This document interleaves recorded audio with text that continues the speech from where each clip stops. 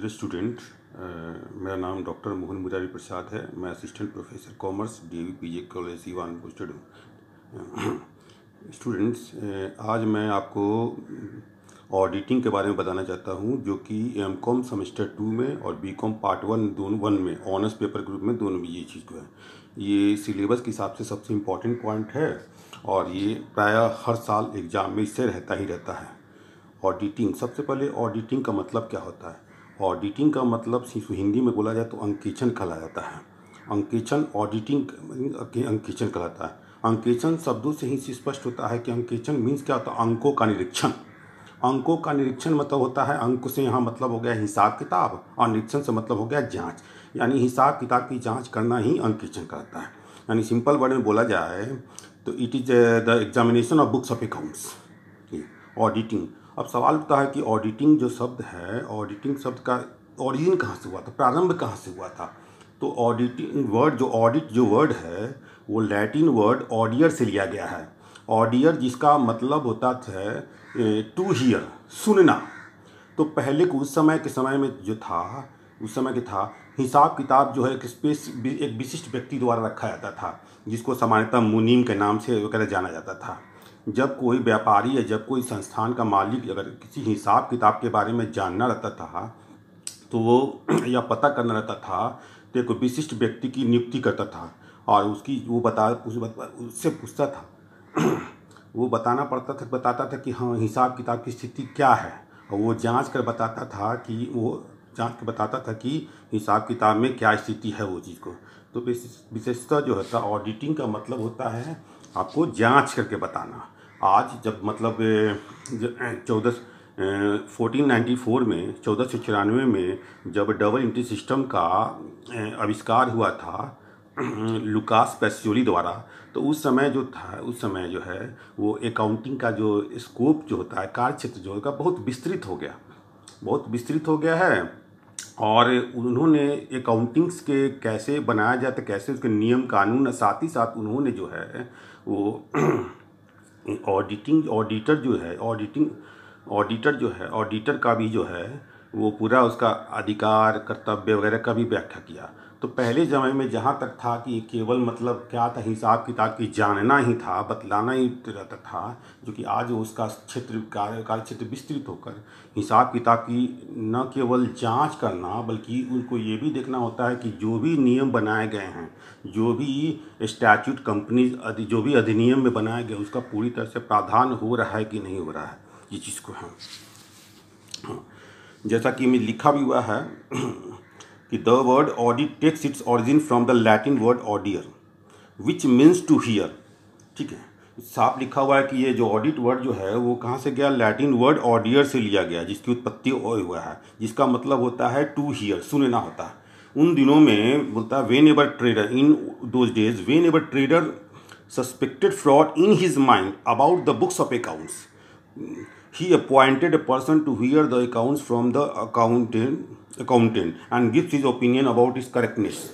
उस समय जो था, जब कोई व्यापारी को ये संदेह होता था कि अकाउंट के संदर्भ में संदेह होता था, तो एक व्यक्ति की नियुक्ति करता था जो वो अकाउंटेंट से वो बता सके कि और अपना वो अकाउंटेंट वो ठीक है, और अपना राय जो है वो करेक्टनेस के संबंध में जो भी सही, कहाँ तक सही है उसके विचार में वो जाया गया। उस समय जो था ऑडिटिंग का मतलब था, auditing at the time was carried out to locate frauds and errors. Auditing जो उस समय जो था उसका उद्देश्य क्या था कि जो भी फ्रॉड और एरर है, फ्रॉड मतलब जो होता है कपट, और जो अशुद्धि रहता है उसको केवल पता कर लेना आता था और मालिक को बता देना था, उसको बता देना था, जो नियुक्तकर्ता को बता देना था। लेकिन जब इंट्रोडक्शन जो हुआ double entry system, but after the introduction of double entry system of book keeping by Lucas Pacioli in 1494, लेकिन जब इसका इंट्रोडक्शन हुआ था double entry of book keeping, ठीक है, 1494 में लुकास पैसियोली द्वारा उन्होंने क्या किया? He describe the duties and responsibility of an auditor. उन्होंने उसका कर्तव्य और जो जिम्मेदारी है, दायित्व है, वो अंकेक्षक का उसने व्याख्या किया, along with procedure, recording procedure, methods, principle of accounting etcetera. जी, साथ ही साथ उन्होंने ये भी बताया कि अकाउंटिंग प्रक्रिया क्या होगी, मेथड्स क्या होगी, और साथ ही साथ सिद्धांत कौन कौन से प्रिंसिपल्स लागू होंगे। इस तरह से वो is the scope of the word auditing जो है, जो ऑडिटिंग का जो कार्य क्षेत्र जो था, हैज़ बीन इन्हांस्ड, काफ़ी विकसित कर दिया गया। एंड इंक्लूड्स अदर इश्यूज, और उसमें वो सभी बातें भी शामिल किया गया है pertaining to correctness of authenticity of account, जो अकाउंट्स के सत्यता और उसके ऑथेंटिसिटी प्रामाणिकता को वो व्यक्ति करता है जांच करता है। एट प्रेजेंट ऑडिटिंग में be defined as a systematic examination data. Auditing जो है उसमें जो वर्तमान में जो परिभाषित किया गया है वो सिस्टमैटिक एग्जामिनेशन डेटा, जो भी एग्जामिनेशन है ना, systematic examination data, statements, records and performance of an enterprise by collecting evidence and evaluating the same for verifying whether whether the accounting records truly and properly reflect all the transaction and give a true and fair view of the state of affairs। इसका मतलब यही है कि accounts जो है वो परिभाषित किया गया सिस्टमैटिक एग्जामिनेशन ऑफ डेटा, जो भी आंकड़े हैं, जो स्टेटमेंट विवरण हैं, या जो भी रिकॉर्ड्स लिखे हैं, और जो परफॉर्मेंस है, वो जो भी संस्थान का परफॉर्मेंस है उसकी जांच करता है। कैसे जांच करता है? तो बाय कलेक्टिंग एविडेंस, जो भी साक्ष्य है, एविडेंस, जो भी साक्ष्य है उसको इकट्ठा करके, एंड इवैल्यूएटिंग द सेम, और उसको जो है वो समीक्षा करता है, मूल्यांकन करता है, फॉर वेरीफाइंग, सत्यापन करने के लिए कि वेदर द अकाउंटिंग रिकॉर्ड्स, जो भी अकाउंटिंग रिकॉर्ड्स है वो ट्रूली एंड प्रॉपरली रिफ्लेक्ट, जो सही रूप से और उचित रूप से वो प्रदर्शित करते हैं, ऑल द ट्रांजेक्शन, जितने भी लेन देन है उसको सही से प्रदर्शित करते हैं, and give a true and fair view, और उसके व्यू ऑफ स्टेट अफेयर्स, और जो भी स्थिति विवरण है उसके संदर्भ में सही और वास्तविक चित्र प्रस्तुत करते हैं। ऑडिटिंग की तो डिफिनेशन ऐसे अलग अलग व्यक्तियों ने कई प्रकार से दी है, जो अलग अलग तरह से है, उसमें से कुछ इंपॉर्टेंट जो डिफिनेशन को दिया गया हुआ है, ठीक है, जिसमें मुख्यतः स्पाइसल पेगलर का है। ऑडिट जो कहा गया may be said to be such an examination of the books of accounts and voucher of the business as well as enable the auditor to report whether he is satisfied that the balance sheet is properly drawn up and up to so as to give a true and fair view of the state of affairs of the business and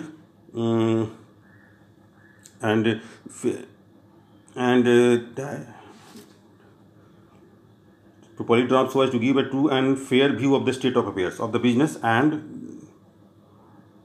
that the profit loss account gives a true and fair view of the profit or loss for the financial period according to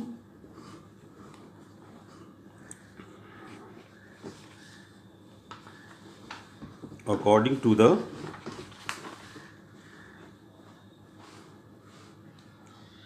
best of information explanation given to him and as shown by the books, and if not report in the what respect he should also। इसमें यही कहा गया, Spicer Pegler ने, यही महोदय ने कहा है कि ऑडिट को बोलता ऐसा examination of books of accounts है, मतलब जो भी हिसाब किताब उसको एक ऐसी जांच है, एंड वाउचर, जो वाउचर मतलब जो होता है जिसके मदद से हम लोग जांच करते हैं, वैसे दस्तावेज जिसके मदद से हम लोग जांच करते हैं वो होता है। और बिजनेस जो as will enable the auditor, जो अंकेक्षक, जो हिसाब किताब जो जांच करता है ऑडिटर, उसको ये इस समर्थ बनाता है टू रिपोर्ट, उसको सूचित कर सके कि whether he is satisfied at, वो कहाँ तक संतुष्ट है, the balance sheet is properly drawn up, और जो भी बैलेंस शीट बनाया गया है वो कहाँ तक सही है, उचित है, so as to give a true and fair view of the state of affairs, और बता रहा है कि जो भी स्थिति विवरण बनाया गया वो कहाँ तक सत्य और उचित चित्र प्रस्तुत करता है, and that profit loss account gives a true and fair view of the profit loss, और बता रहा है कि प्रॉफिट लॉस अकाउंट जो है वो कहाँ तक सही और उचित चित्र प्रस्तुत करता है फॉर द फाइनेंशियल पीरियड, यानी जो लाभ हानि ज्ञात किया गया है प्रॉफिट लॉस से वो कहाँ तक सही है और सत्य है, according to the best of information and explanation given to, जो उनको सूचना दिया गया है और जहाँ तक उसको स्पष्टीकरण दिया गया उसके मुताबिक जो प्रॉफिट लॉस जो दिखाया गया है बुक्स में वो कहाँ तक सही है। अगर वो इफ़ नॉट टू रिपोर्ट, अगर ऐसा नहीं है वो report in in what respect is not satisfied, अगर वो संतुष्ट नहीं है जो भी दिखाया गया स्थिति विवरण में, बैलेंस शीट में जो दिया गया है, इस संबंध में जो रिपोर्ट किया गया है या प्रॉफिट लॉस में जो लाभ हानि बताया गया है, अगर वो सही नहीं है तो उसको अपने रिपोर्ट में बताना पड़ता है कि वो कहाँ तक संतुष्ट नहीं है। ठीक है, इसी क्रम में उन्होंने आगे कई ने मोंटगोमरी हैं महोदय है, जे आर बाटली बॉय हैं, उन लोगों ने भी डिफिनेशन दिया है जो कि है मोंटगोमरी महोदय के अनुसार auditing is a systematic examination of books and records of A business और other organization in order to ascertain or verify and to report upon the facts regarding its financial operation and the result thereof. उन्होंने ये भी बोला कि auditing is a systematic examination of the books और records of the business. होता है वही बात बोला गया है कि ऑडिटिंग जो है वो क्या है, सिस्टमैटिक जांच है। अब किसका, बुक्स और रिकॉर्ड्स का, बिजनेस के जो है ये है या जो भी अन्य ऑर्गेनाइजेशन है, इन ऑर्डर टू असर्टेन, यह पता करने के लिए और वेरीफाई, सत्यापित करने के लिए, एंड टू रिपोर्ट अपॉन, उस पर रिपोर्ट करने के लिए कि facts regarding in the financial operation, जो भी फाइनेंशियल ऑपरेशन में जो फैक्ट्स दिया गया है, and the result thereof, और जो भी रिजल्ट आया है उसके रिगार्डिंग में वो बताता है कि कहाँ तक सही है इस चीज़ को रिगार्डिंग। ठीक है, ऐसे बाटली बॉय महोदय ने भी डिफिनेशन दिया है जो कि इसमें है, लिखा हुआ है, उसके लिए अलग से मैं नोट्स अपलोड कर दिया है कॉलेज के साइट पे, उससे देख सकते हैं आप लोग। ठीक है ना, ये इसको फाइनली हम लोग कंक्लूजन करेंगे। From the above definition it can be concluded that, जो भी ऊपर डिफिनेशन दिया गया है, जो भी ऊपर फैक्ट डिस्क्राइब किया गया है, इसमें यही निष्कर्ष निकलता है कि auditing is the checking of accounting records. Auditing जो है वो क्या है, जो भी अकाउंटिंग रिकॉर्ड्स है उसको जांच करता है, and it reports to the client, और जो भी क्लाइंट है उसको वो सूचित करता है रिपोर्ट के माध्यम से कि डैट की ए, पहला, profit and loss account gives a true and fair view of profit और loss for the financial period. जो प्रॉफिट लॉस अकाउंट जो है वो दे रहा है, क्या देता है, gives a true and fair view of profit loss for the financial period. जो भी फाइनेंशियल पीरियड है उसके रिगार्डिंग में जो भी प्रॉफिट लॉस निकाला गया है वो सही और उचित चित्र प्रस्तुत कर रहा है, वो उचित रिजल्ट परिणाम दे रहा है, ये चीज़ को है। दूसरा जो है, the balance sheet properly drawn up, जो बैलेंस शीट है वो उपयुक्त ढंग से, उचित ढंग से बनाया गया है, so as to give a, इस ढंग से बनाया गया है कि give a true and fair view of the state of affairs of the concern.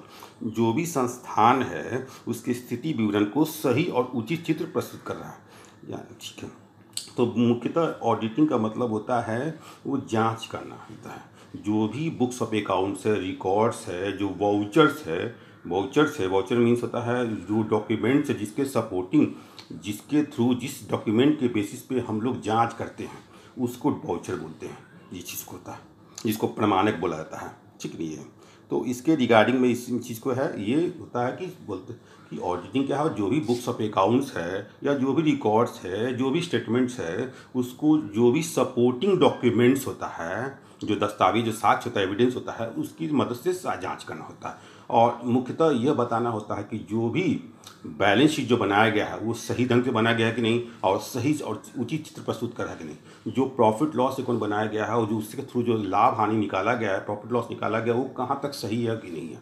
जो भी उसमें जो भी रूल्स वगैरह जो बनाया गया है, चाहे वो एक्ट में हो, चाहे जो भी मतलब अदर स्टैट्यूट में हो, उसके अनुरूप वो पहलू किया गया, पालन किया गया कि नहीं किया है। तो इन सब को देखकर जाँच किया जाता है, ये चीज़ को होता है।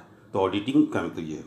ऑडिटिंग के ऑब्जेक्ट, दूसरा पोर्शन जो ऑब्जेक्ट होता है, जो उद्देश्य जिसको बोलते हैं, ऑडिटिंग का उद्देश्य क्या है। तो अगर हम ऊपर डिफिनेशन, अगर परिभाषा को देखेंगे तो ऑडिटिंग का उद्देश्य यही होता है कि जांच करना है, और जो भी जितने भी एस्पेक्ट है उसके रिगार्डिंग में उसको बताना कि कहाँ तक सही है, ऑथेंटिक है, प्रमाणिक है, करेक्ट कहाँ, कितना सही है, इसकी रिगार्डिंग बताना क्या। ठीक है नहीं है, तो ऑब्जेक्ट ऑफ ऑडिटिंग वगैरह में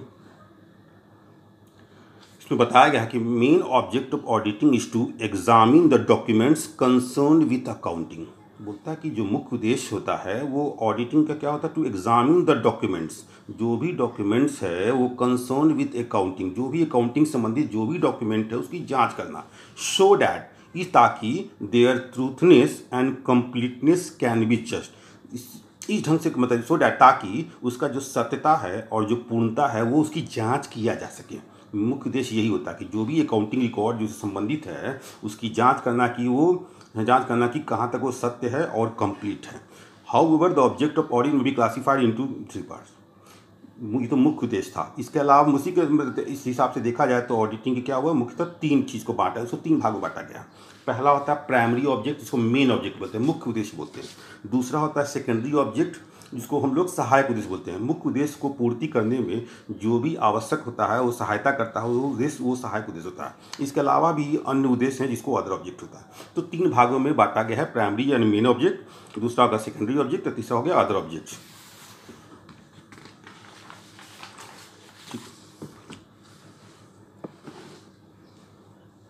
प्राइमरी ऑब्जेक्ट में बताया गया द प्राइमरी और main object of auditing are as follows.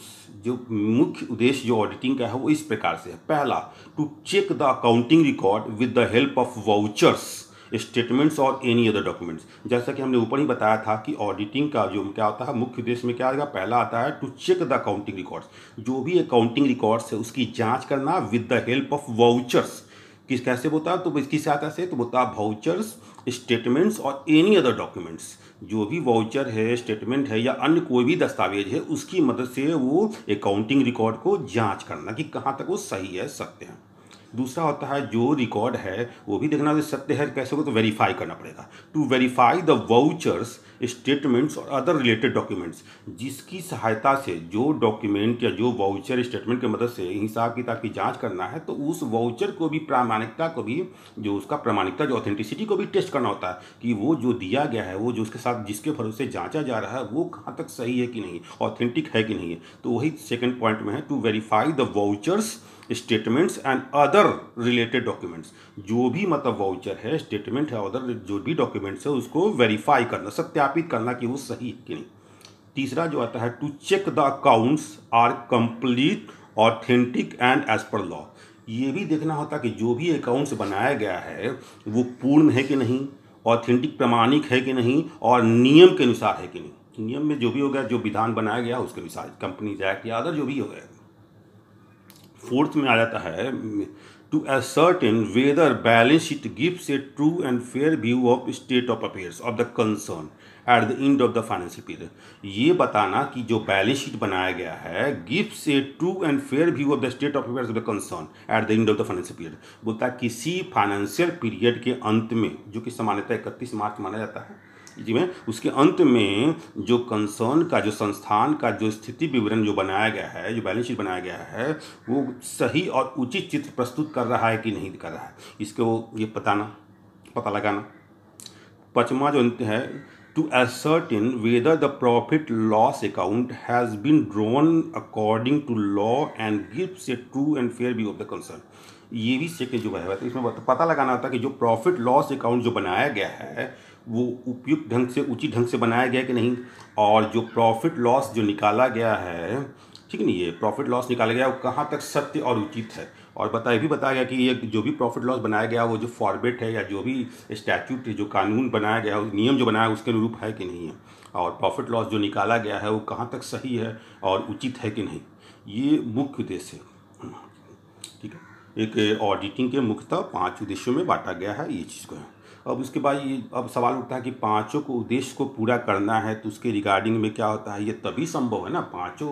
अब ऑडिट हिसाब किताब तो तभी सही होगा, ये स्टेटमेंट सही तभी जांच होगा, सही हो जाएगा जब उसमें कोई गलतियां ना हो। ये गलतियां जो होता है, गलतियां, अब ह्यूमन बीइंग है, मनुष्य है, तो गलतियां होनी स्वाभाविक है। अब सवाल उठता है कि अगर मान लीजिए रिकॉर्डिंग के, अकाउंटिंग रिकॉर्ड के दरमियान में, रिकॉर्डिंग प्रोसेस के दरमियान में मनुष्य तो गलती हो जाती है, रिकॉर्डिंग के दरमियान में अगर कुछ गलतियां हो पाई जाती है तो सबसे पहली बात है उसको हम लोगों को पता करना, उसको रोकना, ये चीज़ होता है। तो गलतियों को बोलता है कि 2 भागों में बांटा गया। एक होता है वैसी गलतियाँ जो अनजाने वश होती हैं, जिसमें हम जानबूझकर नहीं करते, अनजाने में हो जाती है, भूलवश गलतियां हो जाती है, जैसे छूट जाना, गलत लिखा जाना, ये चीज़ को हो गया ये चीज़। और दूसरा जो मिस्टेक यानी गलतियां जो होती है वो जानबूझकर होता है, जानबूझकर, जिसको हम लोग पेनल, इसके लिए पेनल प्रोविजन, दंडात्मक कार्रवाई की व्यवस्था है, जिसको हम लोग फ्रॉड बोलते हैं, कपट बोलते हैं। यानी मिस्टेक 2 हो गया, एक हो गया आपका अनजाने में, जिसको हम लोग एरर बोलते हैं, अशुद्धि बोलते हैं, और एक होता है जानबूझकर, जिसको हम लोग फ्रॉड बोलते हैं, कपट बोलते हैं। तो जब तक जो भी हिसाब किताब से जब तक ये गलतियां को ढूंढ कर उसको समाप्त ना किया जाए, उसको पता लगा कर नहीं किया जाए, तब तक हिसाब किताब अकाउंट्स, बुक्स ऑफ अकाउंट सही नहीं हो सकता। अतः प्राइमरी ऑब्जेक्ट को पूरा करने के क्रम में कुछ सेकेंडरी ऑब्जेक्ट भी होते हैं, सहायक उद्देश्य भी होते हैं, जो कि ये सब हैं।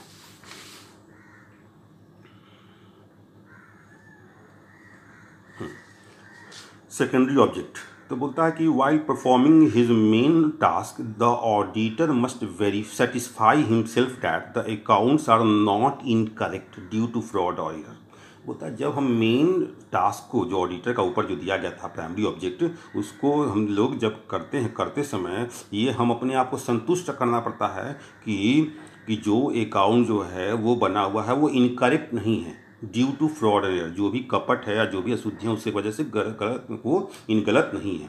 इस प्रकार से हम बोल सकते हैं कि secondary object of audit are, इस क्या होगा, पहला डिटेक्शन ऑफ एरर्स, यानी हो गया अशुद्धियों को पता लगाना।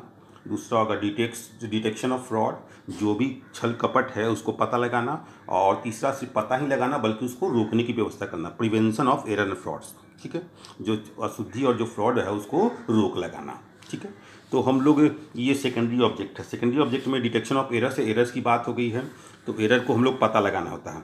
तो एरर जो होता है, जैसे कि हमने ऊपर बताया था कि एरर वैसे चीज़ को बोलते हैं जो अनजाने में हो जाती है, भूलवश हो जाती है। ठीक है, ये जानबूझकर नहीं किया था, वैसी गलतियाँ जो अनजाने वश, मिस्टेक जो होता है वैसे मिस्टेक जो अनजाने में हो जाती है। ठीक है, ये तो इसमें एरर को हो गया, तो उसमें लिखा है कमिटिंग एरर, जैसा कि लिखा भी हुआ है, committing error is human nature. बोलता है कि जो गलतियां होना वो मानवीय स्वभाव है, नेचर में ही है। नो मैटर, इसमें कोई ऐसी बात नहीं, how carefully the employees are appointed. बोलता है कि कितना भी मतलब सावधानी पूर्वक भी एम्प्लॉय काम करें ही क्यों नहीं करें, और how much internal control exercise, और चाहे कितना भी इंटरनल कंट्रोल ही क्यों न एक्सरसाइज किया जाए, the possibility of error can not be ignored. बोला कि भाई जो वो भी बोलता है कि जो एरर है, जो अशुद्धियाँ हैं, उसकी संभावना को इग्नोर नहीं किया जा सकता है। दस इस प्रकार the object of auditing is to find out the error in accounting and mention the same in auditors report. इसलिए बोलता है कि जो ऑडिटिंग का जो ऑब्जेक्ट है ये बताना, पता लगाना है कि कहाँ तक जो अकाउंटिंग में है वो कहाँ मतलब गलतियाँ हैं, और उसको अपने रिपोर्ट में, ऑडिटर अपने रिपोर्ट में उसको मेंशन, व्याख्या करना पड़ता है, उसमें लिखना पड़ता है। जनरली जो सामान्यतः जो generally error can be of following type. बोलता है कि जो भी एरर है उसको निम्नलिखित प्रकार में बांटा गया है।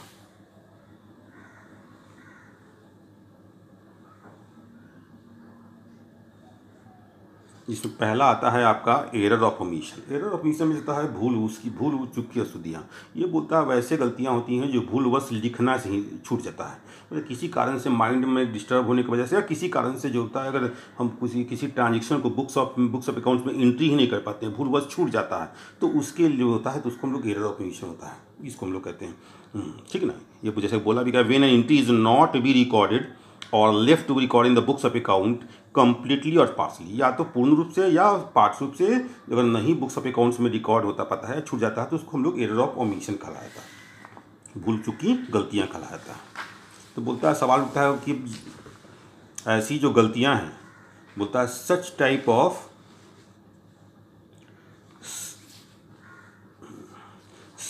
Of errors can be detected. बोलता है कि इस प्रकार की जो गलतियां हैं उसको पता लगाया जा सकता है ओनली बाय इंटेंसिव चेकिंग। उसके लिए गहन विस्तृत जांच करना पड़ेगा, और उसके थ्रू हम लोग आसानी से इसको पता लगा सकते हैं। ठीक नहीं है, जैसे एग्जाम्पल, फॉर एग्जाम्पल है, ए ट्रेडर परचेज गुड्स फॉर ₹500। एक व्यापारी ने 500 रुपये का गुड्स खरीदा है, ठीक है, माल खरीदा है, but it omitted to be record in the books, purchase book. लेकिन ये परचेज बुक में लिखना ही भूलवश छूट गया है, तो इसको हम लोग एरर ऑफ ओमिशन के श्रेणी में रखेंगे। दूसरा होता है error of commission. Error of commission में होता क्या होता है कि कुछ गलतियां हो जाती हैं। पहला गलती एरर ऑफ कमीशन में लिखना ही छूट गया। दूसरा में एरर ऑफ कमीशन में क्या होता है, लिखाता है लेकिन गलत लिखा जाता है, अमाउंट गलत हो या कहीं दूसरी जगह लिखा गया हो, ये सब चीज़ आता है। When any record is entered wrongly in the books of account completely और पार्सली। बोलता है जब कोई रिकॉर्ड जो होता है बुक्स में जो होता है, या तो पूरा या पार्शियली आंशिक रूप से हो जाता है, ठीक है, गलती लिखा जाता है, it is called error of commission. इसको हम लोग एरर ऑफ कमीशन, गलत लेखे की अशुद्धियाँ कहलाएगा। It is also detected by intensive examination of the transaction. इसको भी हम लोग पता लगा सकते हैं विस्तृत, जो भी लेन देन ट्रांजेक्शन जो बुक्स में अकाउंट्स एंट्री किया गया उसको हम लोग देख कर जाँच कर हम लोग कर सकते हैं। इसके एग्जाम्पल जैसे कि एक मशीनरी परचेज फॉर रुपीज़ 53,500, एक मशीन जो है कि 53,500 रुपये में खरीदा गया था, was recorded wrongly in the books rupees 55,300, लेकिन गलती से उसको बुक्स में क्या हो गया 53,500 की जगह पे 55,300 लिखा गया। तो ये हम लोग लिखाया तो है लेकिन गलत लिखा गया अमाउंट वगैरह इस समय है, तो इसको हम लोग एरर ऑफ कमीशन करेंगे। सी में तीसरा में आता है क्लरिकल एरर। क्लरिकल एरर जो होता है वो कलर की गलतियों से होता है, अमाउंट में जीरो छूट जाना, ये सब करना, ये सब नहीं। When there is a mistake in posting the entry, जब बोलता है कि कोई बोलता है गलतियां जो होता है पोस्टिंग करने में, जैसे एक जगह से दूसरी जगह ट्रांसफर, एक लेजर से दूसरे लेजर में लिखने में अगर पोस्टिंग में बोलता है कि कोई गलती होता है उसको लोग क्या बोलेंगे, क्लरिकल एरर बोलेंगे, लिप की गलतियां बोला जाएगा। डी में आता है एरर ऑफ प्रिंसिपल। ये वैसी गलतियां होती हैं जो भी सिद्धांत की जानकारी नहीं होने के कारण होता है। सामान्यतः जो रिकॉर्ड करता है क्लर्क जो रिकॉर्ड करता है, सिंपल जो ऑडिटर करता है, उसको अकाउंटिंग नॉलेज का डेप्थ नॉलेज नहीं होता, अकाउंटिंग प्रिंसिपल का नॉलेज नहीं होता है, ठीक नहीं है। तो वैसी स्थिति में अकाउंटिंग प्रिंसिपल नहीं जानकारी होने की वजह से वो बुक्स में एंट्री वो करता है उसको। तो ऐसे जो एरर होते हैं, एरर ऑफ प्रिंसिपल होते हैं, सामान्यतः होता है कि आपको कैपिटल आइटम और रेवेन्यू आइटम के बीच में क्लियर डिफरेंस नहीं होने के कारण होता है जी। रेवेन्यू वाला आइटम अगर कैपिटल आइटम में मतलब कैपिटल आइटम मानते हैं यानी है, जैसे कि हम लोग जानते हैं कि रेवेन्यू आइटम को हम लोग प्रॉफिट लॉस अकाउंट में, और कैपिटल आइटम को बैलेंस शीट में लिखाता है, ठीक है। अगर रेवेन्यू आइटम को बैलेंस शीट में या कैपिटल आइटम को प्रॉफिट लॉस में लिखाता है, तो ये हम लोग एरर ऑफ प्रिंसिपल की श्रेणी में हम लोग रख सकते हैं। जैसा बोला भी है कि when any entry is done in the books against the principle of book keeping and accounting is called error principle. जो भी बोलता है कि कोई भी अगर कोई एंट्री किया था बुक्स ऑफ अकाउंट्स में जो कि बुक कीपिंग और अकाउंटेंसी के सिद्धांतों के विरुद्ध हो, तो हम लोग एरर ऑफ प्रिंसिपल कहलाएगा। जैसे कि purchase of furniture for ₹5,000 but debited to purchase account. बोलता है कि फर्नीचर खरीदे हैं 5,000 रुपये में, जिसको कहाँ लिखा गया, परचेज अकाउंट में। यहाँ देखा जाए तो फर्नीचर हमारा क्या होता है, एसेट्स होता है, कैपिटल आइटम होता है, इसको बैलेंस शीट में लिखना चाहिए था, जबकि वो कहाँ लिख दिया है, वो गुड्स में परचेज अकाउंट में लिख दिया है। परचेज मतलब होगा प्रॉफिट लॉस में लिखा गया। अगर परचेज प्रॉफिट लॉस में लिखा गया है तो आपका ग्रॉस प्रॉफिट गलत आएगा, फाइनली उसके बाद नेट प्रॉफिट गलत आएगा, ठीक है नहीं, ये चीज़ को होगा। और बैलेंस शीट में भी एसेट्स की कम होगा। तो सही जो ऑडिटिंग का जो ऑब्जेक्टिव होता है वो दोनों, जो पहला जो कि बैलेंस शीट सही और बैलेंस शीट में जो भी होगा वो सही और उचित से प्रस्तुत करता है कि नहीं, और दूसरा जो होता है प्रॉफिट लॉस जो निकाला गया लाभ हानि वो कहाँ तक सही है कि नहीं है, ठीक नहीं है, ये दोनों उद्देश्यों को पूरा नहीं कर पाएगा ये ये चीज़ को कहता हूँ। उसके बाद अगला जो होता है वो कंपनसेटिंग एरर होता है। कंपनसेटिंग एरर, तो कंपनसेटिंग एरर नाम से ही बोलता है क्षति पूरा कसूरियाँ। कभी कभी कुछ ऐसे गलतियाँ होती हैं जो आपस में मिल के एक दूसरे के गलत प्रभाव को समाप्त कर देती है, ठीक है। ये अपने एक दूसरे को गलत प्रभाव है। पहला में यानी पहला आइटम में कुछ कमी हो गई तो दूसरे आइटम में कुछ बड़ी वृद्धि हो जाती है। ये चीज़ को उसी का उल्टा हो गया, वाइस वर्सा हो गया इसमें। जैसे वेन बोलता है when one error is compensated by another error such error is called compensating error. बोलता है जब कोई अशुद्धि जो होता है कंपनसेट किया जाता है दूसरी अशुद्धि द्वारा, वैसे एरर को जो क्या कहलाता है, कंपनसेटिंग एरर कहलाता है। सच एरर में be detected by routine checking. ऐसे एरर को जो बोलता है, जो रूटीन चेकिंग होता है, जो टिक उपकरण लगाने का काम होता है, जो हम लोग जांचते हैं, टिक करते हैं, उस समय उस दरम्यान में ही हम लोग मिलाकर जो बाउचर से मिलाकर जो टिक करते हैं उस दरम्यान में ही उसको पकड़ा जा सकता है। जैसे for example purchase furniture for ₹1,500। बोलता है कि यहाँ फर्नीचर खरीदे हैं 1,500 रुपये का और बुक्स फॉर ₹1,000 और बुक्स 1,000 रुपये करते हैं, but ₹1,500 recorded for books and ₹1,000 for furniture. यहाँ पर देखिए टोटल तो 2,500 का ही है और ये नीचे भी 2,500 का ही है, लेकिन क्या है टोटलिटी तो सेम है लेकिन गलत है, क्योंकि हम लोग जब डिप्रिसिएशन निकालेंगे तो परसेंटेज उसके हिसाब से गलत हो जाएगा इस चीज़ को, इसलिए इसकी जांच आवश्यक होता है, सही लिखना जरूरी था। यहाँ पर देखा जाए तो क्या है, फर्नीचर 1,500 का था, बुक्स 1,000 का था, लेकिन गलती से क्या हो गया है, फर्नीचर 1,500 की जगह फर्नीचर में 1,000 लिखा गया है और बुक्स 1,000 की जगह यहाँ पर क्या हो गया है, वो बुक्स जो है वो कितना लिखा गया है, 1,500 रुपये लिखा गया है। यानी एक द्वारा जो कमी को दूसरे द्वारा उसको कंपनसेट कर दिया गया, इसलिए कंपनसेटिंग एरर होता है। तो ये तो हमारा 5 जो था वो क्या था, एरर का टाइप था, जो कि हम लोग जानना जरूरी होता है। जब तक हम लोग एरर के बारे में नहीं जानेंगे उसको हम लोग सही से डिटेक्ट नहीं कर पाएंगे, ठीक है ना। जैसा उसका नेचर होता है उसके अनुसार हम लोग इंटेंसिव चेकिंग कर जो गहन जांच कर जो भी होता है उसकी हम लोग पता लगा सकते हैं। उसके बाद आता है आपका डिटेक्शन ऑफ फ्रॉड्स। अब ये फ्रॉड जो होता है वो थोड़ा सा जानबूझकर जो होता है, जो उसका विलिंग मतलब होता है, जानबूझकर होता है ये चीज़ को।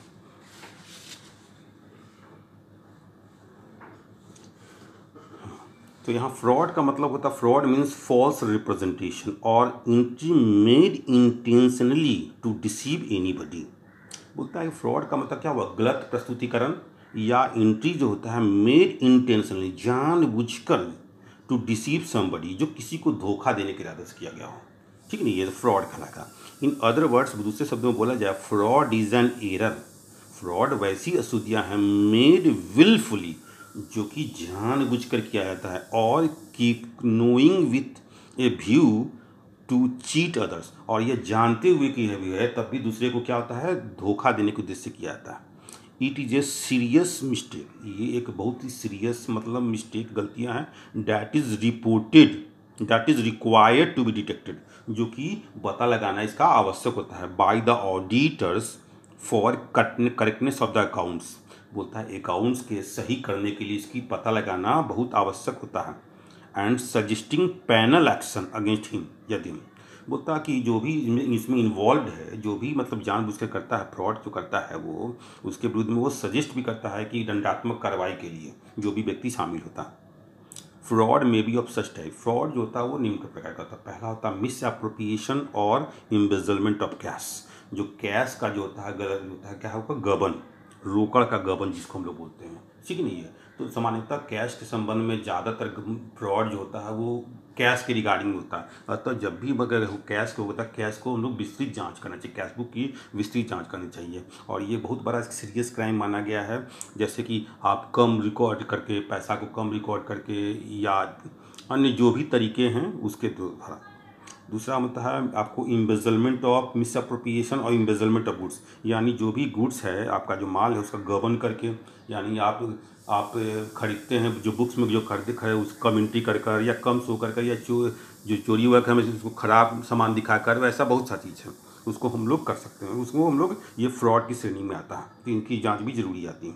मैनिपुलेशन इन अकाउंट्स में जो भी उसमें छेड़छाड़ कर छेड़छाड़, जैसे फिगर में होता है आपको छेड़छाड़ कर हो गया ये चीज़ को, तो इसको भी फ्रॉड की श्रेणी में ही रखा गया, क्योंकि अकाउंट्स में डेटा ही सही नहीं रहेगा तो उससे हम लोग सही से उसको मिलान नहीं कर पाएंगे, और ये जो होता है ये आपको फ्रॉड की श्रेणी में रखा था। मिसअप्रोप्रिएशन ऑफ एसेट्स, जो भी माली संस्था की संपत्ति है उसमें छेड़छाड़ कर उसमें गबन कर इसमें है, ये चीज़ को भी ये फिर फ्रॉड की श्रेणी में रखा गया।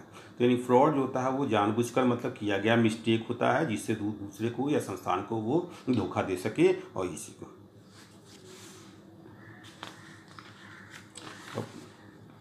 अब सवाल उठता है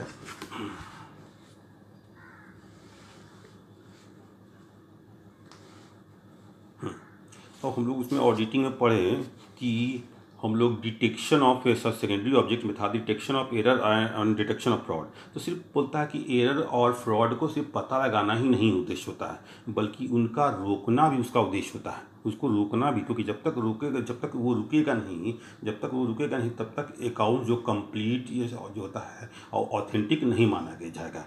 ठीक है, ये तो उसमें बोला भी गया है prevention of error and fraud में, prevention of error and fraud is the responsibility of management. तो बोलता है जो भी बोलता है कि जो एरर और जो फ्रॉड है, जो भी अशुद्धि है, कपट है, उसको रोक लगाने का वो रिस्पॉन्सिबिलिटी किसका है, मैनेजमेंट का होता है।